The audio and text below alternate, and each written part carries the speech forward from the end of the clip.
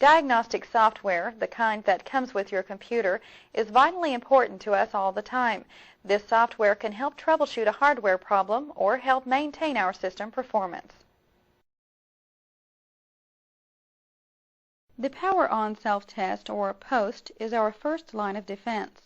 POST is buried in the ROM chip on the motherboard, and whenever we start our computer, it automatically performs a series of tests that check the primary components in our system. We'll power on our computer to see the POST in operation. The POST checks the primary components on our system, like the CPU, the RAM, and the major peripherals. These tests are brief and do not perform a thorough test, but the POST process provides error warning messages whenever a faulty component is detected. This can be our first line of defense in the early detection of component failure.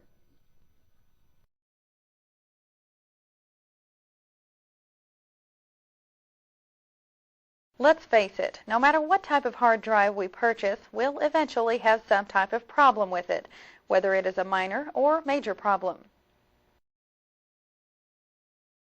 The ScanDisk program performs a battery of tests on our hard drive, including looking for invalid file names, invalid file dates and times, bad sectors, and invalid compression structures.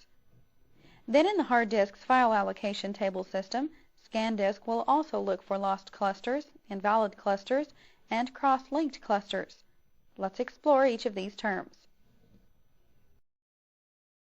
A lost cluster, or orphaned cluster, is a cluster that the FAT has associated with a file, but that cluster has no link to an entry in the file directory. Lost clusters are typically caused by program crashes, power surges, or power outages. ScanDisk fixes these errors by either deleting them or converting them to files in the drive's root folder, with the names file 000.check, then file 001.check, and so on, depending on the amount of errors encountered. Then we can view these files to see if they contain any important or useful data. We can try to salvage the data or just delete it. Invalid cluster falls under one of three categories. First, a FAT entry that refers to cluster 1 is illegal because a disk's cluster number starts at 2. Second, a FAT entry that refers to a cluster number larger than the total number of clusters on the hard drive. And finally, a FAT entry of 0, which normally denotes an unused cluster, is used in a cluster chain. ScanDisk will ask whether we want to convert these lost file fragments to files. If we select yes, ScanDisk truncates the file by replacing the invalid cluster with an EOF marker, then converts the lost fragments to files. More than likely, we'll have to delete these files anyway instead of trying to piece everything back together. A cross-linked cluster is a cluster that has somehow been assigned to two different files, or twice in the same file. When performing ScanDisk, we are asked whether to delete the affected file, copy the cross-linked cluster to each affected file, or to ignore the cross-linked file altogether. In most cases, we'll want to copy the cross-linked file to each affected file. This way, at least one of the affected files should be usable. To perform ScanDisk, we'll click the Start button,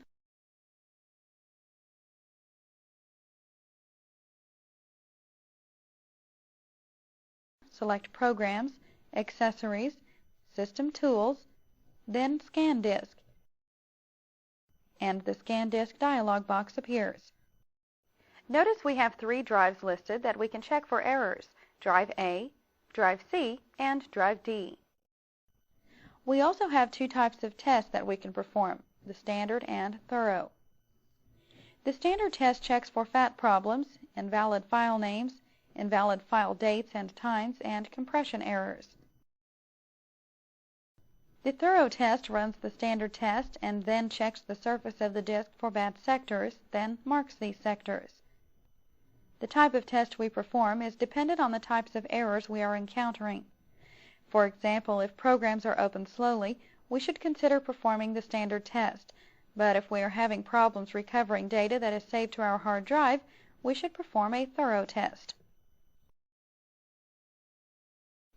We'll select the Options button and notice the options available for performing the Surface dialog box appears. The first option, the System and Data Areas, checks the entire drive for physical damage, including both the system and data areas. The second option, the System Area, test checks the system area only for physical damage. Errors in this area may indicate we should consider replacing the drive, or trying some more powerful third-party software to fix these areas.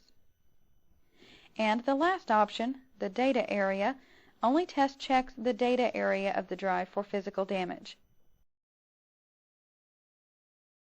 ScanDisk can repair errors in this area by relocating the data to a valid area of the drive and marking the bad sectors so no data will be written to these sectors in the future. The Do Not Perform Write Testing checkbox, if checked, disables the reading and writing process of ScanDisk, and the Do Not Repair Bad Sectors in Hidden System Files checkbox, if selected, keeps the hidden and system files stored in specific clusters to which they were originally written, even if the clusters are bad. We'll click Cancel to return to the ScanDisk dialog box. The Advanced Options button allows us to set ScanDisk's default settings, like whether to display a summary when finished, how to handle cross-linked files, and others. Since we haven't had any major problems, we'll select the Standard Test Radio button, then click Start. Notice as the test is performed, each part of the test is displayed, and the status bar at the bottom of the dialog box. When ScanDisk completes, the Results dialog box is displayed. The dialog box displays all the information about our drive, like the total disk space, number of bad sectors, to the number of bytes available in each allocation unit. Notice our drive didn't have any errors. We'll choose Close, then Close again to return to the Windows 98 desktop.